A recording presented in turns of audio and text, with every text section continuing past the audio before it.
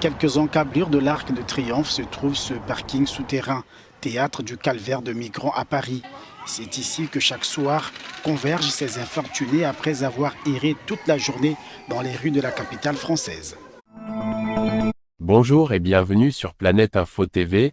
Dans cette vidéo, nous jetons un coup d'œil sur la situation difficile des immigrants africains à Paris. La crainte pour ces réfugiés est de dormir dans la rue, où la température commence à chuter pendant la nuit à Paris. Il y a la possibilité pour eux d'appeler le 115, le numéro d'hébergement d'urgence pour les sans-abri. Mais difficile pour tous les migrants de pouvoir joindre une assistante au téléphone. Fatimata Keïta est arrivée en France il y a 3 mois. Originaire de la Guinée, elle aussi, elle ne cache pas son inquiétude. J'ai dormi, il y avait un endroit à côté d'ici. Mais j'avais un problème du genou. Quand il y a beaucoup de froid, ça me fait mal. C'est un peu compliqué pour moi, vous voyez, je ne sais pas quoi faire, se lamente Madame Keïta. Pour affronter le froid durant la nuit, chacun a sa méthode. Quand je rentre dormir, je prends 3 pantalons et des survêtements. Des fois, je marche, je commence à circuler un peu comme ça, dit Ahmed, un ressortissant du Maroc arrivé en France depuis 5 mois. Arrivé en France depuis 3 mois, également du Maroc, son compatriote Hassan a eu plus de chance que ses camarades. Il a réussi à trouver une place d'hébergement en appelant le 115. Aujourd'hui, j'ai un endroit où dormir. Pour aujourd'hui, oui. Pour demain, je ne sais pas. On peut mourir de ce froid, d'une minute à l'autre, s'inquiète Hassan. Les réfugiés qui dorment dans la rue sont de plus en plus inquiets, surtout avec l'hiver qui s'en vient à Paris. Seul réconfort, pour eux, les bénévoles d'associations qui viennent leur donner nourriture et blanquettes. La peur de ces réfugiés est de passer la nuit dans la rue, où les températures commencent à chuter à Paris surtout la nuit. Suivons l'histoire de l'Ivoirien Mohamed. Nous allons nous retrouver juste après pour la conclusion. Merci. Bonjour, Bonjour, je t'appelle comment? Mohamed. T'as quel âge, Mohamed? Je suis né en 79 T'es né où? en Côte d'Ivoire.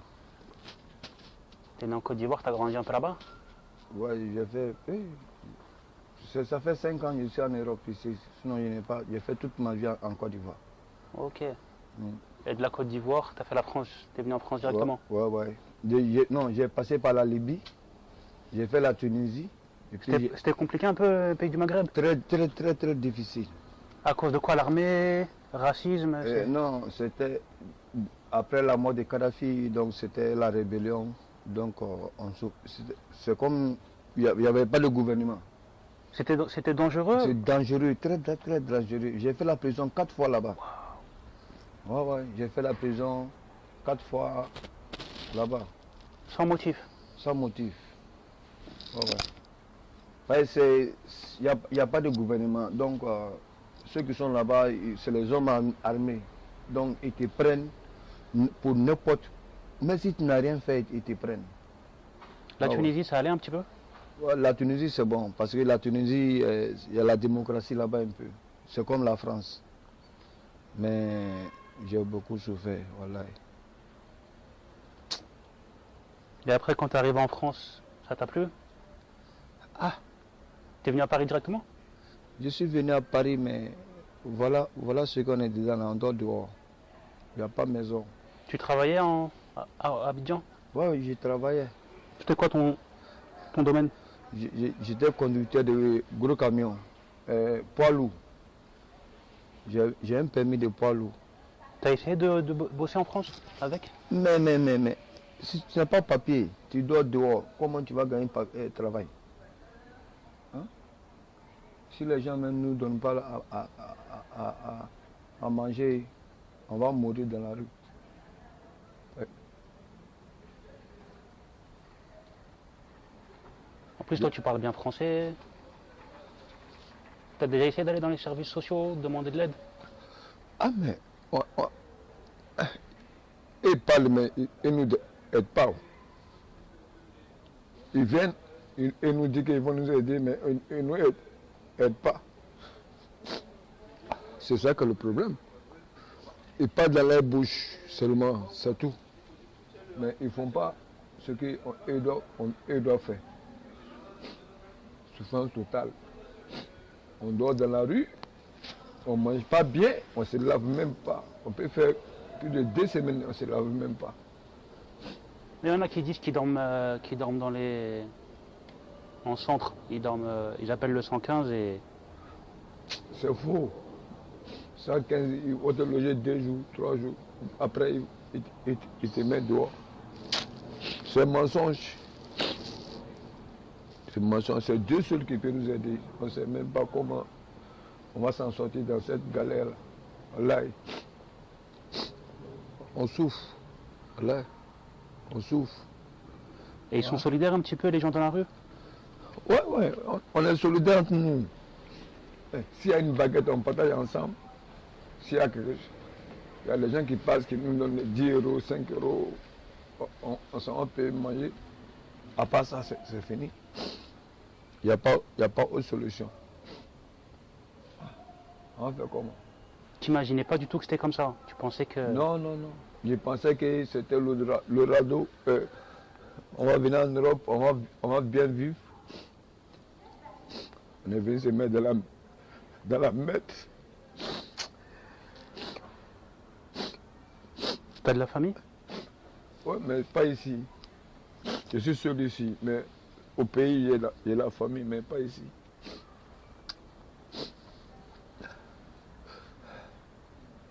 On pensait qu'on va venir, on va gagner tout ici.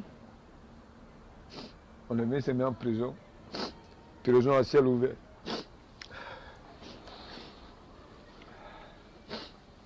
T'as déjà pensé à aller dans un autre endroit? Peut-être une autre ville ou un autre pays en Europe? À un moment, j'étais... La ville, là, comment on appelle la ville là même là? Strasbourg. Mais je n'ai pas duré là-bas. J'ai fait 4 mois à 5 mois comme ça, à Strasbourg. Il y a du boulot là-bas? Non, il n'y a pas de boulot. Ils sont venus nous prendre dans la rue ici, pour nous envoyer à Strasbourg. Après, ils nous ont laissés encore. Je suis revenu à Paris. Il n'y a pas de boulot, à Strasbourg. T'as déjà connu quelqu'un qui était à la rue et qui a réussi à trouver un boulot? Oui, mais chacun a sa chance. Même s'ils n'ont pas les papiers? Oui. Même tout dernièrement, ils sont venus prendre un de mes petits, et ils l'ont envoyé au travail. Mais moi, je n'ai pas encore eu la chance. Je n'ai pas encore eu la chance d'abord. Depuis que je suis venu en France, je souffre seulement. Voilà. Je n'ai jamais connu de bonheur ici.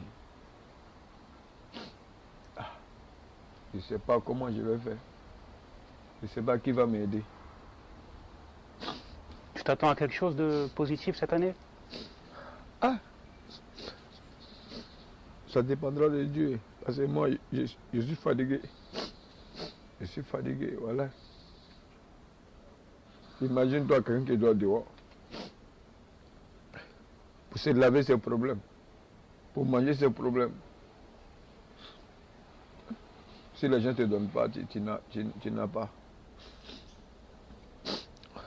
On est fatigué, voilà. Si on savait que c'était comme ça, on n'allait même pas venir en France. On allait rester en Afrique là-bas, c'était mieux. On vivait bien là-bas.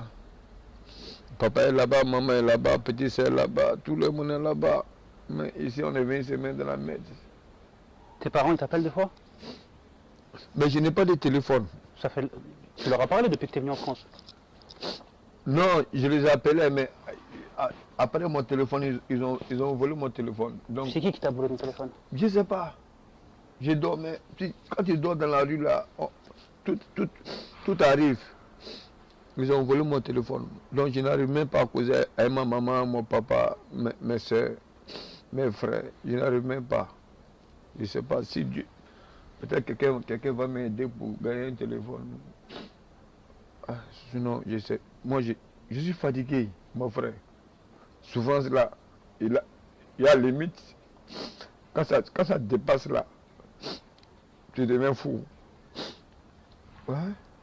Je suis fatigué, mon frère. Je dors dans la rue. Pour manger, c'est un problème. Même pour gagner une cigarette, c'est un problème.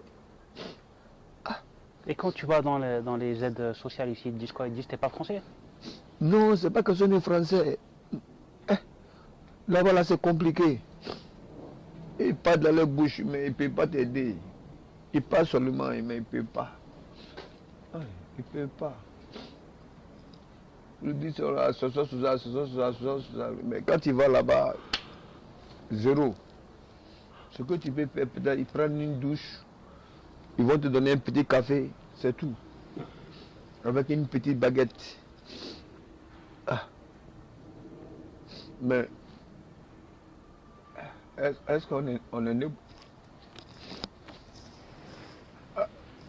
on est né pour ça. On n'est pas né pour ça.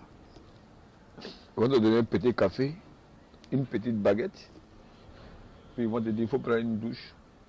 C'est tout ce qu'ils peuvent faire. Même habit, ils ne peuvent pas te donner. Moi, même mes habits qui sont là, ça fait combien de mois, c'est sale. Mais je ne sais pas comment j'ai trouvé d'autres pour porter. On est fatigué. Voilà. Tes vêtements, tu les mets où? Ta valise, elle est en sécurité? Non. J'ai gagné un complet. C'est bon. Je n'ai pas de valise. Je n'ai pas de maison. Je dors dehors. Si j'ai gagné un complet, je porte. Si c'est sale, je n'ai pas l'argent pour aller laver. Donc, j'enlève l'ancien, je porte le nouveau, je jette l'autre. Si, il n'y a pas de valise, il n'y a pas de maison, il n'y a rien. On est dans saleté drôle. Hein? On pensait qu'on va venir en France, on va gagner le bonheur, on sera heureux. Voilà, on est dans la merde. On est dans la merde totale. Les gens avec qui tu restes, ils sont comme toi? Toi, t'as l'air de... Toi, tu prends pas de drogue, je pense. Non, non, non. À part cigarette, l'alcool, moi, je ne prends pas de drogue. Je n'ai jamais fumé de drogue. Mais je bois l'alcool et puis je fume la cigarette. Tu bois beaucoup? T'es alcoolique? Ouais, un peu. Parce que les soucis. À cause de les soucis. À cause des soucis, donc, ça fait que je bois beaucoup. Sinon, avant, je ne bois pas. Ça arrivait en France ici, mais j'ai commencé à boire. Sinon, avant, je ne bois pas. Soucis, problème. Tu ne travailles pas, tu n'as pas l'argent, tu n'as pas maison, tu n'as pas femme, tu n'as pas enfant. Putain, tu n'as pas de travail. Tout ça, c'est comme des problèmes. Pour une seule tête. Mais la tête, là, un jour, ça va s'exploser. Hein. Parce qu'on ne comprend plus rien. On est fatigué. Voilà. On est fatigué. Tu n'as pas de travail. Tu n'as pas l'argent. Tu n'as pas de maison. Tu n'as pas... Parce que là, tu m'as dit que tu as une fille au pays. Non, ça c'est au pays. Mais je parle d'ici. Je suis seul ici. Je n'ai pas de famille. Oui, mais j'imagine que tu penses beaucoup à elle. Souvent, les gens qui sont à la rue pensent beaucoup à leurs enfants. Oui, mais ma fille qui est au pays là, ça c'est au pays, mon frère. C'est en Afrique. Elle avec la famille, là-bas c'est... Elle manque de rien. Oui, mais moi, c'est moi qui suis venu me mettre dans la merde ici. Je dis que j'ai venu en France. Et voilà France que j'ai vu là. Dans la rue. Souffrance totale. Je peux faire une semaine, 2 semaines. T'as payé cher pour venir ici? Hein? T'as payé cher pour passer la France? Oui, on a passé par Libye, Tunisie, puis on est venu ici. On a payé par les parcelles. C'était dangereux ou c'était... Très dangereux, sur l'eau. Putain, on a décollé à 22h. On est rentré la nuit à 10h, 11h. Sur l'eau. Oh ouais. Il est certain que la plupart des migrants préféreraient rester dans leur pays d'origine, parce qu'ils y ont leur famille, leur culture, leurs racines. Il est donc urgent d'aider au développement des droits humains, de la démocratie, du syndicalisme et de la protection de l'environnement dans les pays du Sud. Mais il est vrai que les Occidentaux doivent aussi aider à créer de l'emploi chez eux, en investissant dans l'industrie, le textile, l'agriculture, la pêche, l'élevage.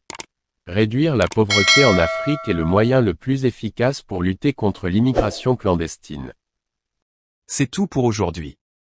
N'oubliez pas d'aimer, de commenter, de partager et de vous abonner à notre chaîne, en activant la cloche de notification et en cliquant sur l'option toutes pour ne pas rater nos prochaines vidéos.